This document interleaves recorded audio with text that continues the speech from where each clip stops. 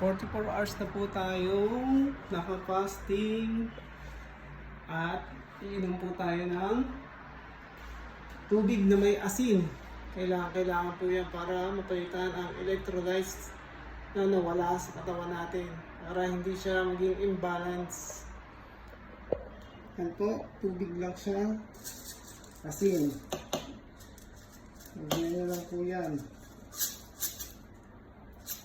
Tansyahin lang.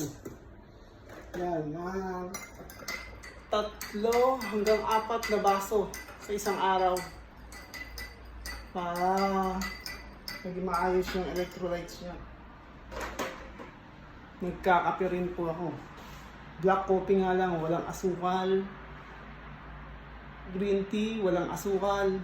Yan, ang patulog ko yan. Green tea, nilalagyan ko ng cloves. Sarap ng tulog ko at di ko na nararamdaman yung gutom. Okay na ako. Kaya sa tingin ko kaya ko yung 3 days fasting. Baka extend ko pa nga 4 to 5 days. Tara, tingnan natin to.